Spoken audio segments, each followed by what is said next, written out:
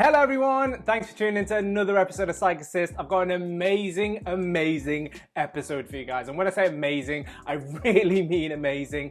As most of you probably heard, I have recently been offered a place on a professional doctorate of health psychology. Just words cannot describe how I am feeling. And I just want to say a massive thank you to anyone and everyone that has watched our content, that's ever liked the post, that's ever liked the video, that's ever watched us do anything. I just want to say a massive thank you, because without you, really, I would not be where I am today. So I just want to say a massive thank you. And to show how thankful I am, I'm going to break down step by step my journey and all of my previous experiences of how I got onto this doctorate, just so you can do the same, just to give you a little bit of a template on how you can do it as well. But as always, please help us reach our goal to get 1,000 subscribers by the end of 2018. Please, we are so close. I think we're on 920 at this moment in time. So please, if you can, click that subscribe button and please follow us on any of our social medias, which will be at the bottom. Okay, so let's get into it. My journey began back in about 2014. So I graduated from the University of Wolverhampton back in 2014, and I basically had no idea what the hell I was doing. I basically graduated with this piece of paper that said that I can do psychology without having a clue of how to use it or what to do with it. And I remember after spiraling and a really hard time in my life, I finally landed a support worker role within a CAM service, and that was around mid to end 2014, and yeah, that was my first ever taste of clinical experience. And I remember walking in, and I've told the story to many people, but I remember walking in on my first day in a full-on suit, because I was like, oh my god, I was so happy and I was so excited to start. I had no idea like how to dress or do anything like that, so I walked in this full-on suit, and I learned so much in my 1 year of being a support worker than I did in my whole 3 years of being in undergraduate. And it was just crazy the amount of experiences that I had. I remember going from one client that had social anxiety to then another client that had eating disorders, and it was just so varied. And I actually made another video on this called Why All Psychology Graduates Should Be Support Workers, and I truly believe that, because I believe without that experience, without that fundamental experience, I wouldn't be where I am today. So I did that for a whole year, and I remember every day walking in, it was something different. No 2 days were the same, and I was absolutely loving it. And I remember one time having a conversation with the clinical psychologist within my team at the time, and she basically said to me, you know, if you want to progress, you know, you're going to have to look for different jobs and different populations with different job roles and things like that. And I thought, okay, well, what in your experience do psychology graduates progress to? I was like, I have no idea what this journey is. I don't know what I'm doing still. I'm just kind of taking it day by day. And I remember she sat me down, she said, well, a lot of people, when they have like a little bit of experience, they start applying for something called an assistant psychologist role. And I was like, what the hell is that? And she basically explained it to me, and genuinely, I remember looking back and I remember thinking, well, that's practically what I've been doing now, because I'd have supervision with her, and you know, she'd supervise a lot of things that I was doing. And she goes to me, yeah, basically that's what an assistant psychologist does, but you just had a title saying support worker. So I was like, okay, how do I find these jobs? And she told me where to do it, and then she literally coached me through the whole process of how to do this. And I was like, oh my god, I have no idea about any of this. And thankfully she took me under her wing and she showed me the ropes basically. And I remember thinking, okay, applied for loads of assistant psychologist jobs, and actually wrote an article called the 5 tips on getting that assistant psychologist job. And that was based solely, you know, from my experiences and from what other people have told me in the past. And I remember applying, applied for loads and hundreds of kind of assistant psychologist jobs.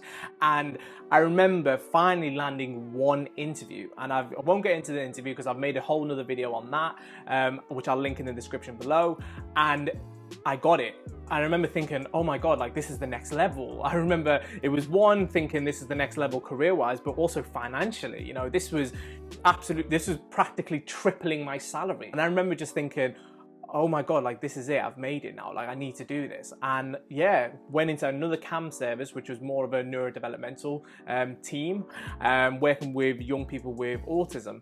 And I remember I was there for 3 years. I mean, I dedicated 3 years of my life within the team. I was actually quite lucky because I had a permanent contract. So it wasn't a fixed term, which a lot of assistant psychologist jobs are now. It was permanent, so I could have stayed as long as I wanted. And that gave me so much insight into how an NHS service really works, because when I first started, there was no team. there was no service. So it was slowly myself and my supervisor building the service. And that's when I really learned about not just the clinical aspect, but also the team lead managerial aspect of the job as well. And almost those leadership skills that are fundamental when you do become a qualified psychologist. So a lot of the questions that I get asked is, why did you spend so long in one job role? You know, I know that at this stage in our career, we need to be moving around to different populations, and typically an assistant psychologist will stay in one role for about 12 to 18 months and then before they move on.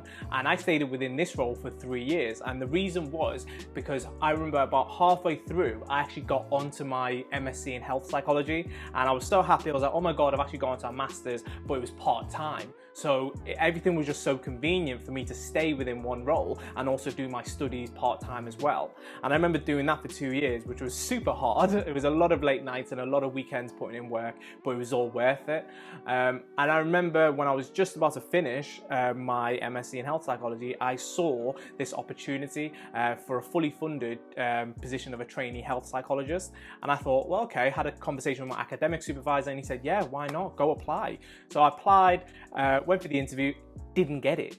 I didn't get it. I remember going there and I just thought to myself, you know, I just want to go there just for experience of what a doctorate interview is actually like. I never went in thinking I'm going to get this or anything like that. I just went in thinking, I just want to know what all the fuss is about a doctorate interview. Let's see what's going on. Didn't get it. And then I was a bit gutted. So I thought, okay, let's move on, pick myself up. And I remember I actually got another role. I actually got offered another role, which was another assistant psychologist job. And I was all set to go there. And then one phone call changed my whole life. The person that was supposed to do that got offered the role of the trainee health psychologist couldn't actually do it. And I was number 2. So they phoned me literally one day saying, do you want it? It's yours if you want it. You know, the other person can't do it. Do you want it? I dropped to the floor because I was just so like, oh my God, is this actually happening? So the reason why we made this video is because of 2 reasons. One, so people don't think, oh my God, everything was handed to you. It all became so easy for you. You know, it was all mapped out and, you know, the journey was really smooth. Because as you know, my journey has been documented. You can see the ups and downs of how I was feeling when I got a job rejection, when things weren't going right, up until the point where I actually got onto a doctorate. You know, it's documented. Go look at the psych sessions if you don't believe me. And the second reason was, I know that a lot of universities will try to dissuade psychology graduates from going on to a professional doctorate by saying, you know, it's going to take years, it's going to take 10 years and not a lot of people do it.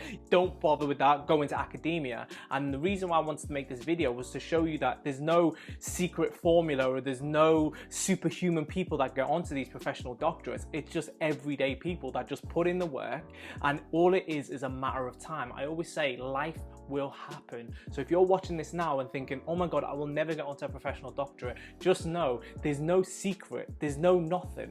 All you need to do is put the work in, get the experience, and life will happen. Things will just fall into place. Like with me, things will fall into place and you will end up where you need to be. And there you have it. That's my journey from graduating in 2014 up until now getting onto the professional doctorate in health psychology. So please, please, please do me a favor. If you did like this video, click that subscribe button. We are trying to hit 1,000 subscribers by the end of 2018. So please help us reach our goal. And also follow us on any of our social medias. And if you do have a question, either comment below or send us a private message on any of our social medias.